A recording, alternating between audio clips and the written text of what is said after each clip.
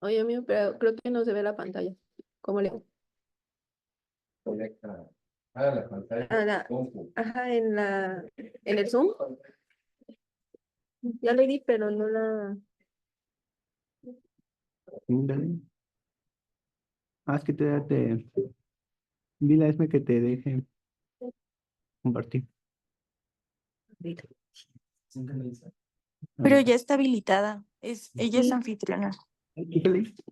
Ya compartí. Ah, ok. Dale permiso. Ah, sí.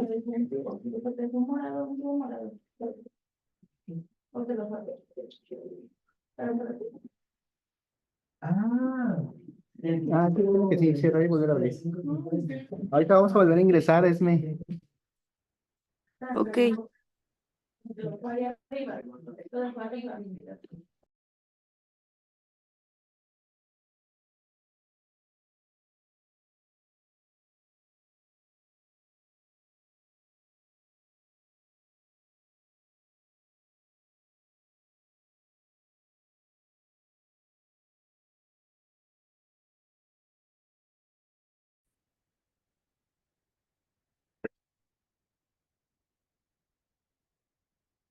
Ya.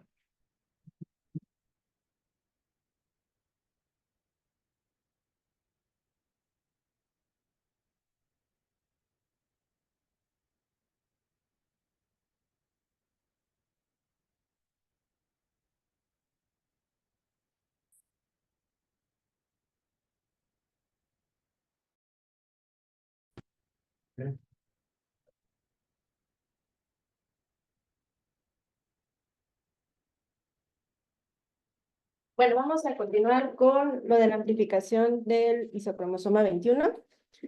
En esta diapositiva lo que se representa es tal cual es la forma del isocromosoma. Vamos a tener el cromosoma 21, de izquierda a derecha, este es su centrómero y acá está el telómero. Si recuerdan cómo es la formación del isocromosoma, tenemos un desgaste del telómero y se van haciendo el reordenamiento o la cromoptisis, donde se rompe, se reordena todo el material genético de manera masiva y empieza tal cual la fusión de todo ese material. Entonces, si se dan cuenta, lo que marca aquí es el número de copias que se va incrementando de manera escalonada. Y aquí hace referencia a las regiones más amplificadas. Recuerdan que les dije que la mayoría era de 5.1 megabases y que tiene de un exón a otro un lugar en específico. Sin embargo, también vemos que de este lado, en la parte de los recuadritos verdes, son regiones que están más amplificadas y sobreexpresadas, que incluyen otros genes importantes en neoplasias hematológicas, como el RUNX1, el ETS, que junto con ese hace fusión, o el ERG, que también tiene mal pronóstico. ¿Qué dice? Bueno. ¿Lo escuchan o qué? Dice Esme que no ve la pantalla. Dice que ya. Ya. No, sí se ve y se escucha. Creo que el mensaje llegó después.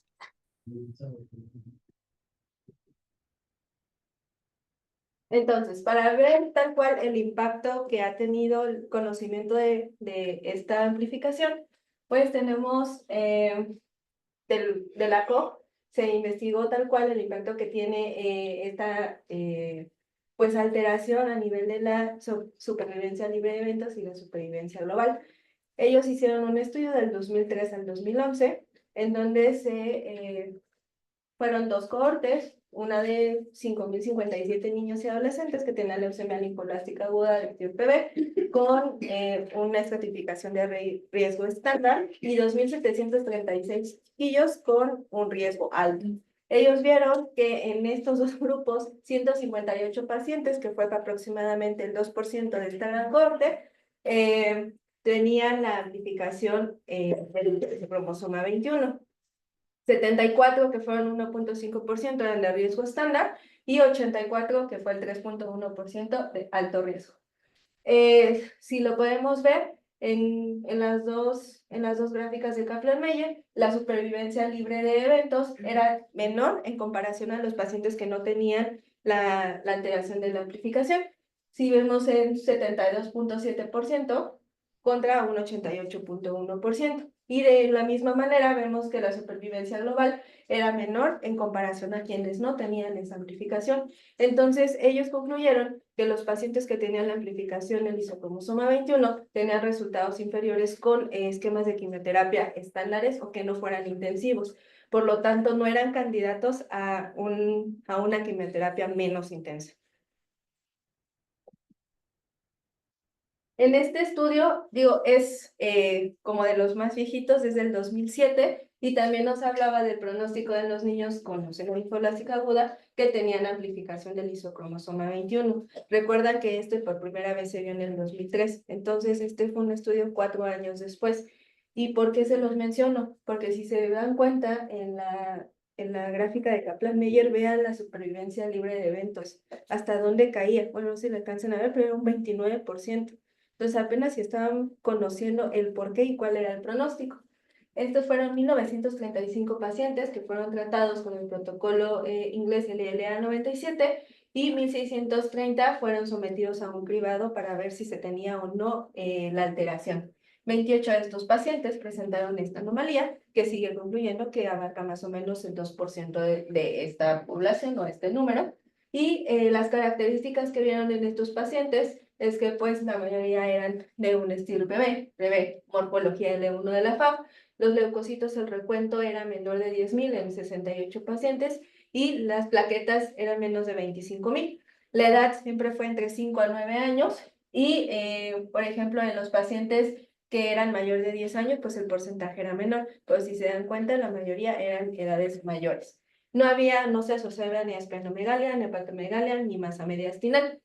Aquí, en el análisis multivariante se confirmó que la presencia de esta amplificación era un indicador independiente de mal pronóstico tanto en la supervivencia libre de enfermedad como en la supervivencia global.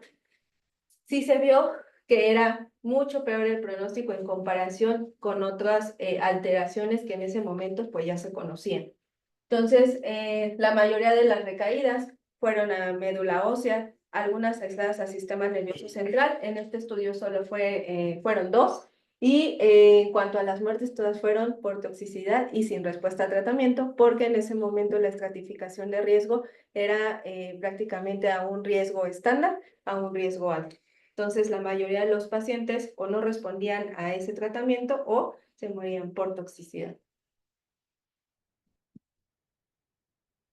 Este es un estudio pequeño en una institución de Corea, pero también fueron pues quienes han hecho como más estudios de la amplificación.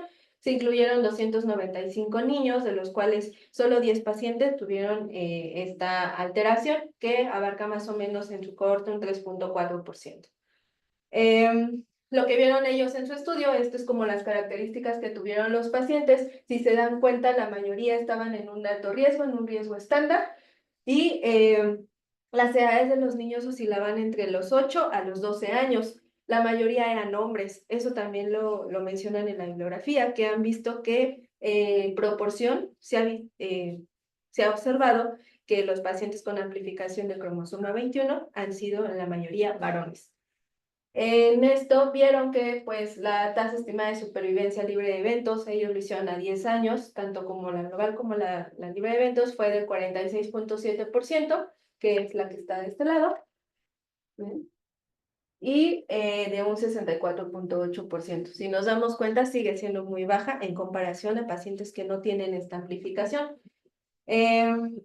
Aquí también lo que mencionan es que vieron que uno de los factores que conferían un alto riesgo o que tuvo gran impacto en la mortalidad fue el riesgo de estratificación de los pacientes. Entonces, volvemos a comentar de manera a lo mejor repetitiva que todos los pacientes entraron en alto riesgo y la toxicidad pues era importante.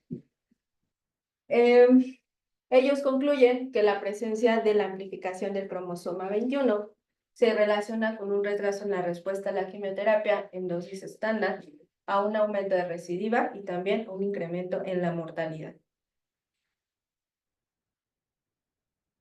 Y bueno, esto es en cuestión a cuántos pacientes de alto riesgo se vio que tenían, cuántos fallecieron. En este estudio fallecieron 5, de los cuales fueron 3 por progresión de la enfermedad y 2 por la toxicidad. Este es otro estudio que se realizó en Arabia Saudita, también es un grupo pequeño. Fue un estudio retrospectivo que se realizó del 2005 al 2011, donde se incluyeron 211 pacientes con leucemia linfoblástica aguda, estirpe B, menores de 14 años. De la misma manera, en este grupo, bueno, es un poquito más grande la cohorte en comparación al estudio coreano, pero también vieron que en sus pacientes solamente fueron en total 26, nada más unos con amplificación del cromosoma 21 que cumplía todas las características, y los otros pacientes eran pacientes que tenían copias adicionales del isocromosoma 21, pero no cumplían con los criterios de esto. Y los pacientes que no lo tenían fueron alrededor de 385. Fueron tratados con 2 regímenes diferentes de acuerdo al CCG, también es un estudio pues del 2019, y en este estudio se confirmó que sí es muy rara la aparición de esta alteración entre los pacientes de leucemia linfoblástica aguda. Se sigue comprobando que va del 2 al 3%. Por sí misma no es un factor pronóstico independiente, y el resultado adverso puede deberse a la presencia de otros factores de riesgo como la edad, como el recuento del leucocitario. También toman en cuenta la cuestión de el género, si son varones, si son mujeres, o si están coexistiendo con otra alteración. Y vamos a pasar a la siguiente alteración citogenética, que es la fusión de la translocación cromosómica 119q23p13, que es la unión o la formación de un gen quimérico, que es TCF3, que antes se conocía como el E2A, y el PBX1.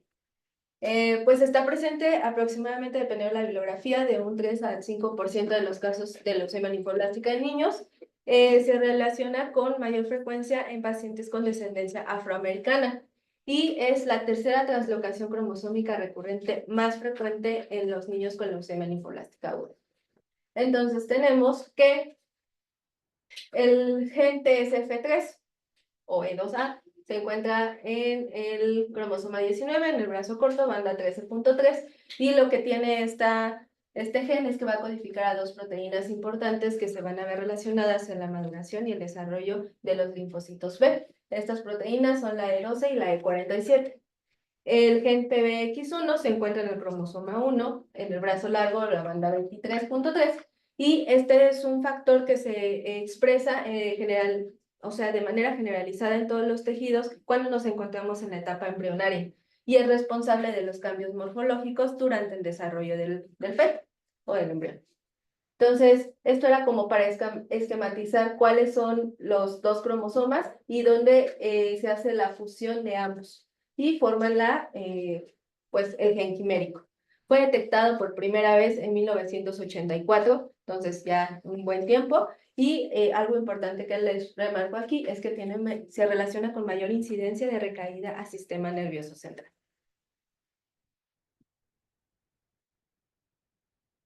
Quise esquematizar aquí la importancia del factor PBX1, perdón, TCF3 o anteriormente E2A. Algo importante aquí es que, por ejemplo, si nosotros no tenemos ese factor, la célula PreB se queda en ese estadio, entonces no va a tener la capacidad de expresar las siguientes proteínas de membrana para poder seguir su desarrollo o su diferenciación. Por lo tanto, vamos a tener el bloqueo de la diferenciación celular de los progenitores, tanto mieloides como linfoides, y va a inducir apoptosis en estadios más tempranos del linfocito B, dando como resultado que tengamos una proliferación inmortal del factor de esas células madres pues progenitoras, porque ellas tienen la capacidad de renovarse y van a estar creciendo o desarrollándose de manera pues rápida o infinita. Pues se va a hacer inmortal. y van a ser mediante mecanismos dependientes de transactivaciones, que quiere decir varias vías de señalización, van a estar como regulación a la alta y a desarrollarse. La mayoría de la bibliografía menciona, y encontré el artículo original, que es una fusión preleucémica que está presente en aproximadamente un 0.6% de los recién nacidos sanos. En este estudio hicieron un cribado. Ahorita les menciono esto, porque en este estudio se basaron en un estudio previo. Este es del 2012 y este fue un estudio realizado en el 2002. Ahí solamente evaluaron 15 pacientes, obviamente todos fueron recién nacidos. Toda la evaluación se hizo en sangre de cordón umbilical y vieron que esos 15 pacientes tenían la translocación. 2 pacientes fueron posible ver en ese momento que tenían positivos ciertos puntos de ruptura para la fusión, como está esquematizado aquí, pero vieron que en esa cohorte chiquita de 15 pacientes solamente dos pacientes lo tuvieron, entonces ellos dan por hecho que es el 0.6%. En este estudio hicieron algo que se llama, es una PCR inversa genética ligada a puntos de ruptura, que es el HIPFEL, algo como muy nice, ¿verdad? Hicieron un cribado retrospectivo de muestras de sangre de cordón umbilical de 340 recién nacidos sanos en busca de la translocación TSF3-PBX1. En 2 de las muestras de estos recién nacidos generó señales RT-PCR positivas compatibles con esta translocación. Por lo tanto, ellos comprueban que efectivamente en esta cohorte, al menos un 0.6% de los recién nacidos vivos albergan células con esta translocación, lo que se comprueba de acuerdo a lo que se menciona en la bibliografía. Este es un estudio del grupo chino, es prácticamente uno de los más grandes.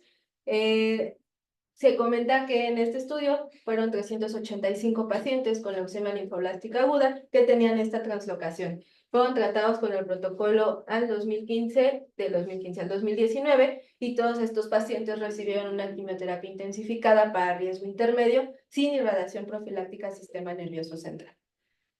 En cuanto a esto, mencionan que también todos los pacientes fueron estratificados de riesgo intermedio a alto, la mayoría en riesgo intermedio, y que la administración de las quimioterapias intratecales lo adaptaron o fue muy similar a lo que menciona el Sanjut, de 6 dosis de quimioterapia intratecal en la inducción a la remisión. Ningún paciente tuvo una recaída en este estudio, solo que ellos modificaron eso. Hicieron que se colocó 4 intratecales y lo empezaron a partir del día 4 de inicio de la inducción a la remisión.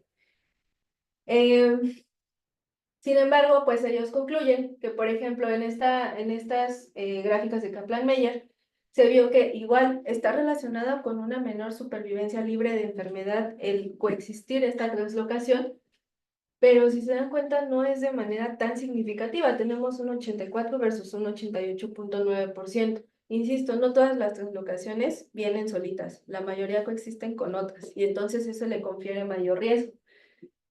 Ellos comentaban o vieron que la quimioterapia intensiva convencional pues era insuficiente para estos pacientes, y que tras la inducción a la remisión la mayoría presentaban mínima residual positiva, lo que les confería un peor pronóstico, especialmente en los pacientes varones que presentaban leucemia testicular en el momento del diagnóstico. Igual, el hecho de que fueran varones, que tuvieran leucemia a nivel de testículo al inicio del diagnóstico, también les confería un alto riesgo. Ese era como otro factor. En todas las gráficas, si vemos, esta es de acuerdo a la probabilidad de supervivencia con la enfermedad mínima residual al día 19 y al día 46. Y si se dan cuenta, los pacientes que tenían una mínima residual positiva, su supervivencia era menor en comparación a las que la tenían negativa, y de este mismo modo la supervivencia caía hasta un 68% en comparación a los que tenían una mínima residual negativa al día 46. Entonces la supervivencia caía de manera importante. Este es otro artículo, también este es del 2010. Fueron 1,368 pacientes con leucemia linfoblástica aguda entre 1990 y 2010, de los cuales 48 pacientes presentaban esta translocación. Los pacientes fueron tratados de acuerdo a 3 protocolos, esto está basado en los protocolos BFM, 11 fueron tratados con el al 90, 11 con el 96 y 24 con el ALIC2. Al momento del estudio, 6 pacientes tuvieron afección al sistema nervioso central al diagnóstico y 44 de estos 48 totales fueron de riesgo intermedio y 4 de riesgo alto. Aquí lo que ellos concluyeron es que se observó una mayor incidencia de compromiso al inicio del sistema nervioso central de un 12.5% en comparación con otros pacientes que tenían otras alteraciones relacionadas a la leucemia linfoblástica aguda estirpe B. Aquí mencionan que la intensidad de la quimioterapia basada en los BFMs tenía una mejor respuesta porque incluía altas dosis de metotrexate. Entonces, por eso es que tuvieron buenos resultados. Las altas dosis lo consideran de 2 a 5 gramos a metro cuadrado. Y una fase de reinducción tardía que ellos agregaron en todos los pacientes, a pesar de la asignación del grupo que tenían. Si era riesgo intermedio o riesgo alto, todos tenían una fase más de reinducción.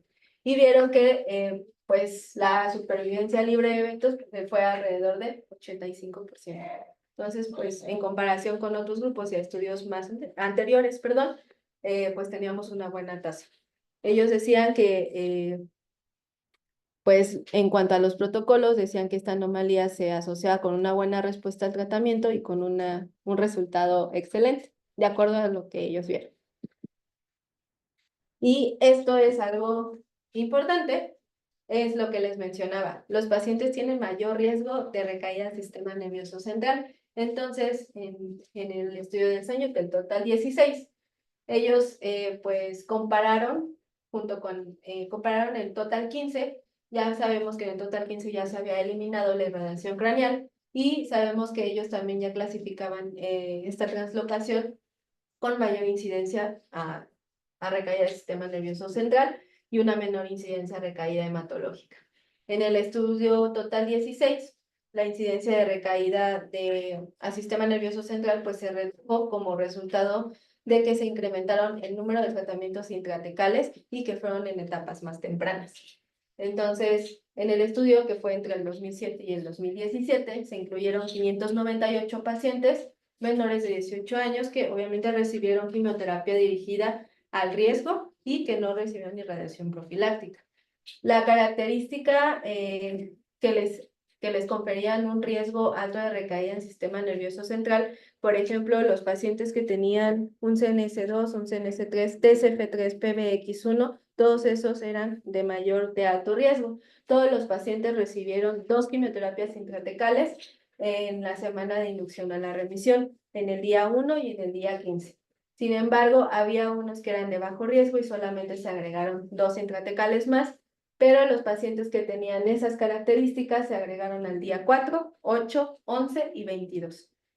Dando por hecho que, por ejemplo, los pacientes con un bajo riesgo recibían entre 13 a 21 quimioterapias intratecales y en comparación con estos pacientes que dan un alto riesgo, recibían de 16 hasta 27 quimioterapias intratecales, concluyendo en este estudio que tenían una mejor supervivencia o un menor riesgo acumulativo de presentar recaída. Entonces, esta es el total 15 y si nos damos cuenta, teníamos un 5.7% de los pacientes que tenían el riesgo de recaída. Y cuando se aplica como que esta fase de agregar quimioterapias intratecales en fases tempranas, bajamos hasta un 1.8 de riesgo de recaída. Entonces, si se dan cuenta, es algo importante. Y de este lado también, esto era de recaída que fuera aislada al sistema nervioso central, también fue un cambio pues radical. En comparación al total 15 fue de un 4% y en el total 16 se dieron cuenta que bajó hasta un 1.5%. Es por eso que si nosotros vemos ahorita en el MAS, viene cuántas intratecales llevan los chiquitos de acuerdo al riesgo de estratificación. Y bueno, el último que vamos a ver va a ser el PAC5 y pues como generalidad, el PAC5 va a pertenecer a una familia de genes que se llaman Paired Box y va a codificar a 9 factores de transcripción, que van del 1 al 9. Van a regular la expresión génica en la formación tanto de tejidos y órganos durante el desarrollo embrionario. En general van a dividirse en 4 grupos y cada grupo tiene como una función específica. En el grupo 1 tenemos el PAX 1 y 9, que se relacionan con la formación de esclerotomos, columna vertebral, bueno, cuerpos vertebrales, discos intervertebrales y costillas. En el grupo 2 tenemos pues a nuestro PAX 5, el PAX 2 y PAX 8, que se ve implicado en el desarrollo del sistema nervioso central, los linfocitos B y la espermatogénesis. También se ve relacionado en la supervivencia celular, la motilidad y la progresión tumoral, junto con otros del grupo 3, que es PAX 3 y PAX 7, que también los vemos involucrados en otros tipos de tumores, pero sólidos. Y el PAX 4 y 6, que forman el grupo 4, se ven implicados en la formación de estructuras oculares, médula espinal y corteza cerebral. Entonces, nuestro PAX 5 va en el grupo 2. En general se dice que el PAX 5, el locus del gen, está localizado en el cromosoma 9, en la región 13 del brazo pequeño. Se implica en el desarrollo y progresión del cáncer y se va a caracterizar porque tiene 2 promotores distintos que van a dar lugar a 2 sitios alternativos de iniciación. O sea, tenemos un PAX 5A y un PAX 5B. Va a contener una proteína que tiene un peso de 52 kilodaltons, que es una proteína activadora específica del linaje de células B. Esas son sus siglas. Algo que les mencioné, que esos 2 promotores distintos, es que el PAX5A es el que ahorita le vamos a dar como más auge, porque es el que está restringido principalmente al linaje B. Y el PAX5B sí tiene implicación en el desarrollo de las células B, pero también en el sistema nervioso central y testículos. Entonces, esto en general es para saber cuál es el papel del PAX5 en la ontogenia del linfocito B. Los puntos clave de esto es que, por ejemplo, en nuestra célula de linaje hematopoyética, pues no tenemos la expresión de esta. Entonces, si nosotros no lo tenemos, esta célula se puede diferenciar en cualquiera de las otras linajes que tenemos. Cuando este se expresa, vamos a tener que se va a desarrollar hacia la línea linfocítica. Por eso es que en el primer punto les puse que reprime genes del linaje no B. Por lo tanto, en ausencia de este, se puede diferenciar en cualquiera de las otras células. Posteriormente, se dice que la expresión del PAX5 en las células ProB va a activar alrededor de 170 genes que van a verse involucrados en el desarrollo de este. ¿Y qué es lo que va a hacer? Va a permitir la progresión del linfocito PreB, ProB, en el desarrollo de este, activación de genes específicos, la recombinación B de J, la señalización de la célula B, también se ve implicada en el metabolismo y supervivencia de este linfocito y también en la adhesión y migración. Entonces, es esencial para activar la expresión de ciertos factores de transcripción que nos van a permitir la formación del centro germinal y por lo tanto la maduración del linfocito B. Y cuando tenemos una regulación a la baja, ¿qué quiere decir? Que ya no se exprese, va a ser necesario para que la expresión de la célula B se programe para diferenciarse en una célula plasmática y esta produzca anticuerpos. Bueno, inmunoglobulinas. En general, se dice que las alteraciones genéticas de PAX5 van a ser heterogéneas y estas van a dar una insuficiencia del gen. Tenemos que las alteraciones se van a dividir en 4 en general, de lesiones, translocaciones, mutaciones puntuales o en secuencia y las amplificaciones intragénicas focales. Las de lesiones van a ser las más frecuentes de las alteraciones en número de copias y la mayoría van a ser monoalélicas. Las translocaciones van a estar alrededor del 2.5% de los pacientes pediátricos. Las mutaciones en secuencia van a abarcar de un 7 al 10%, pero estas variantes son pues múltiples, porque vamos a ver que no solamente hay una a 2 mutaciones de secuencia y las amplificaciones es en un porcentaje mínimo, de 1.5 a 1.4%. Y estas son las alteraciones. Entonces tenemos las lesiones que nos van a dar una pérdida de la función o pérdida de otros genes relacionados.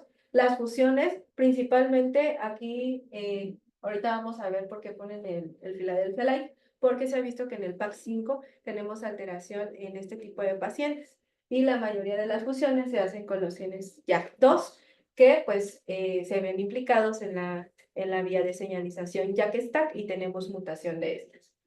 Y las amplificaciones principalmente se hacen entre los exones 2 y 5 y también tenemos pérdida de otros genes y mutaciones en las vías RAS. Y las mutaciones, la principal es esta, la PAXP80R, que es la que vemos en nuestros niños. Ahorita les voy a explicar. Esto fue como en general. Ok, en cuanto a las deleciones del PAX5, como ya les dije, es la forma más frecuente del número de copias de PAX5 en la leucemia linfoblástica aguda. Tiende a ser monoalélica, puede tener una expresión nula o una expresión como truncada de ciertas proteínas que ya no van a ser funcionales. Entonces, perdemos función total del PAX5. Pueden ser focales o completas, ya sea una lesión de ciertas áreas con 1 a 3 exones o que se pierda totalmente el brazo del cromosoma 9. Y se asocian a un cariotipo complejo, que quiere decir que es un evento secundario tardío y que le indica la necesidad de que tenga otra alteración o otra lesión oncogénica para que pueda haber una transformación maligna. Se dice que en el 50% de los pacientes con leucemia linfoblástica aguda, Filadelfia, se ve pues presente y en un 18% en los pacientes que tienen TSF3-PBX1. No aunado de que les da un mal pronóstico el TSF3-PBX1, sumen del PAX5.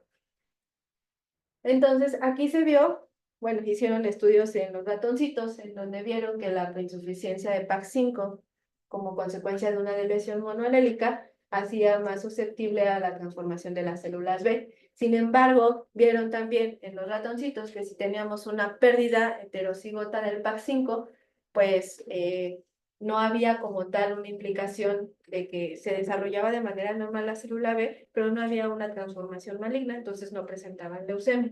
Sin embargo, cuando tenían una delección de PAX5 asociada a alguna otra translocación, fusión o alteración genética, sí había la producción de leucemia.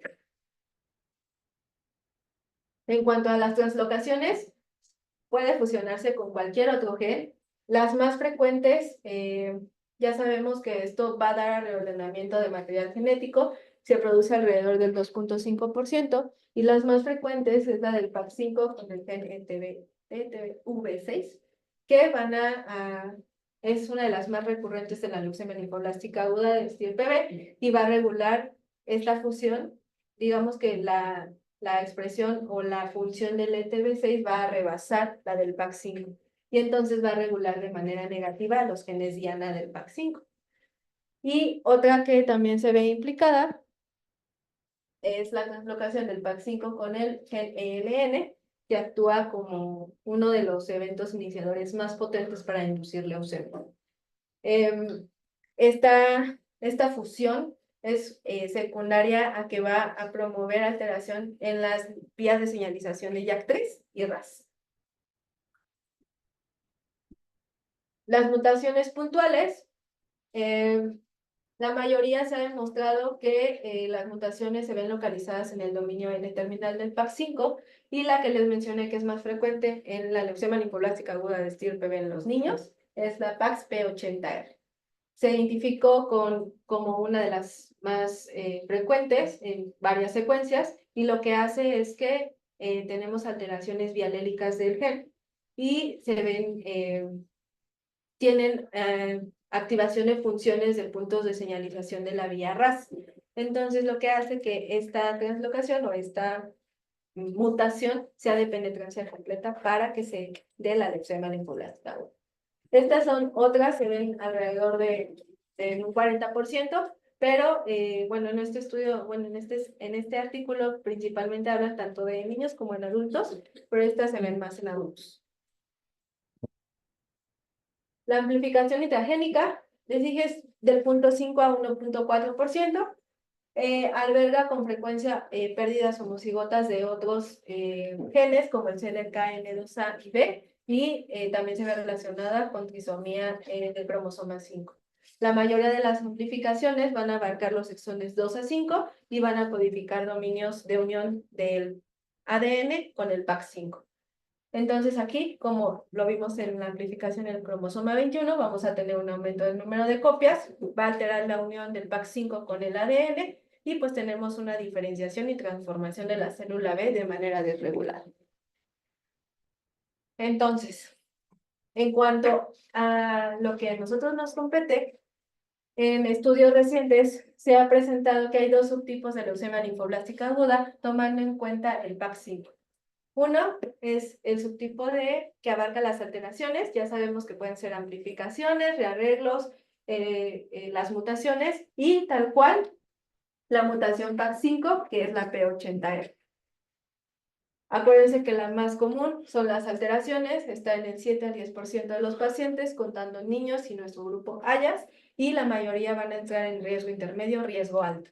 Y la mutación se va a encontrar en el 3 al 4% de los niños y va a coexistir con mutaciones de JAK, STAR, con otras genes.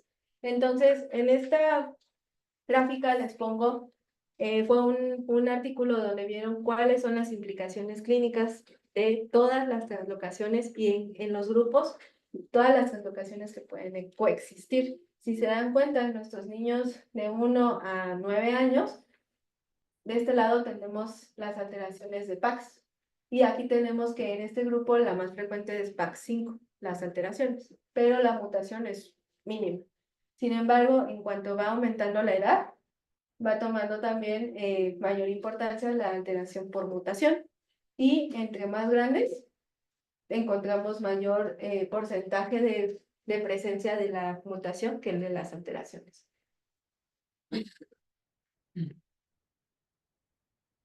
En este estudio, bueno, aquí pues lo que se pudo ver es que cuáles eran las supervivencias libres de eventos dependiendo si teníamos una alteración o una mutación.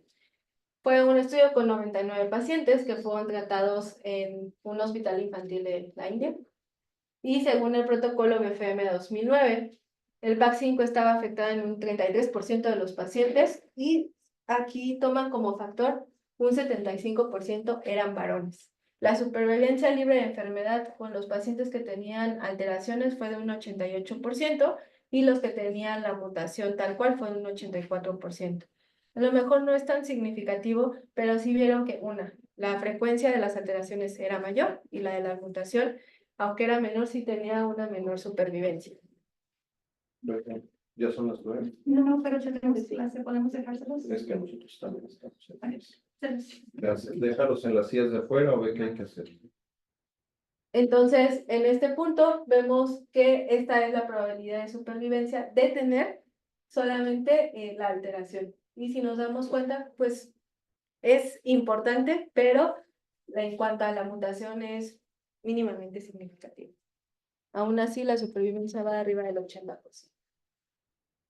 Y en este estudio fueron 1998 pacientes. Aquí analizaron prácticamente muchas alteraciones, sin embargo, se enfocan en que el PAX5 puede dirigir a dos subtipos de tipo de LLA. La mediana de edad que encontraron en la mayoría de los pacientes fue de 15.4 años y estos pacientes encontraban un recuento leucocitario entre 13.000 y 16.000. Entonces, realmente no tenían recuentos altos.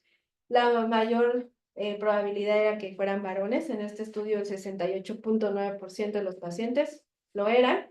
Y vieron aquí, bueno, estos niños fueron tratados con el protocolo COG ALL0232 y vieron, si se dan cuenta, la supervivencia libre de eventos en el PAX5 en la alteración oscilaba entre el 75 y 71.5%, dependiendo de la alteración o la mutación, y la supervivencia global, perdón, en la alteración era prácticamente similar. Entonces, ¿cuál fue como la conclusión de este estudio?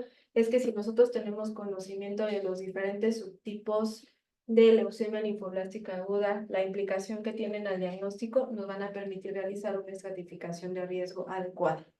Y la mayoría de sus pacientes pues entraron en un riesgo intermedio alto que pues tenían una respuesta favorable con el tratamiento pues dirigido al riesgo. Por lo tanto, una mejoría de la supervivencia. Y para concluir, este es un estudio en el que va dirigido a los avances tanto en el diagnóstico y tratamiento en los pacientes con leucemia linfoblástica aguda, en donde vemos que aquí hablan general totalmente de las alteraciones genéticas y las que les mencioné se agrupan en el riesgo intermedio.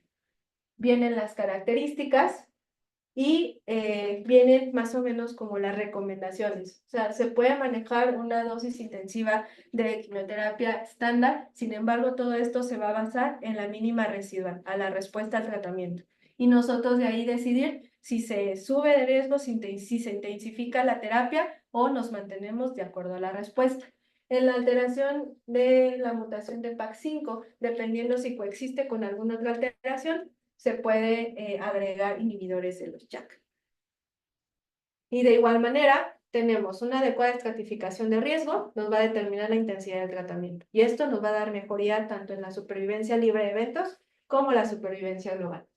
Lo que ellos concluyen es que en este estudio tuvieron una caracterización genética más detallada, les pudo dar como mayor conocimiento de esto, vieron la sensibilidad a ciertos medicamentos de acuerdo a la mutación y con esto pues buscar nuevas estrategias de terapia. Y nuestros oncotips. Yo sé que es mucho pues, pero como para que lo podamos tener nosotros, sabemos que las alteraciones de IKZF1 por sí sola puede conferir un menor riesgo, sin embargo, recuerden que tenemos algo que se llama IKZF1+, que entonces esto le va a conferir un riesgo peor, por lo tanto, siempre va a irnos a un intermedio o a un alto, con lo cual el tratamiento se va a otorgar de acuerdo a la estratificación y se va a intensificar de acuerdo a la respuesta al tratamiento. La amplificación del isocromosoma 21, recuerden que no viene sola, la mayoría de veces coexiste con otras alteraciones pues, cromosómicas y aún así, sola o acompañada, le confiere un riesgo intermedio para la intensidad del tratamiento. Entonces, recuerden que por sí sola o acompañada eran peores tasas de supervivencia con una terapia estándar. El TSF3, el punto importante es que se relaciona con mayor recaída del sistema nervioso central, por lo tanto la terapia debe intensificarse en cuanto a la administración o la pauta de las quimioterapias intratecales en la fase de inducción, de acuerdo a lo que se vio en el protocolo Total 16, que realmente ya ningún niño recayó y tuvimos muy buenas tasas de respuesta. Y el PAC5, ya saben, se definen dos subtipos de leucemia linfoblástica aguda. En ambos la supervivencia oscila entre el 71 y 75% en los últimos estudios, pero ya vieron que todas confieren una estratificación de riesgo intermedio a un riesgo alto. Entonces, toda la terapia se tiene que basar a la respuesta al tratamiento. Y para finalizar, pues el hecho de que estemos actualmente con la capacidad y tengamos las herramientas para tener el conocimiento de todas estas alteraciones, nos ha permitido que los protocolos pues nos permitan estratificar mucho mejor a nuestros pacientes y que le podamos otorgar la terapia correspondiente a este riesgo. Y pues con eso, pues definir una buena supervivencia. Y pues gracias, estos son mis chiquitos de mi hospital. Y voy a concluir con algo que uno de mis niños me dejó. Y bueno, ya no está con nosotros, ya es un angelito. Pero él decía que las personas que han experimentado las mayores tristezas son las que siempre se esfuerzan más para hacer feliz a los demás. Porque ellos ya saben en carne propia lo que es sentirse desoladas y abatidas. Y ella no quería que nadie más se sintiera así. Entonces su papá le enseñó una frase. El guerrero solo se inclina para orar y se levanta para vencer. Muchas gracias, Jessica. Muy bien. ¿Tiene algún comentario o pregunta para Jessie?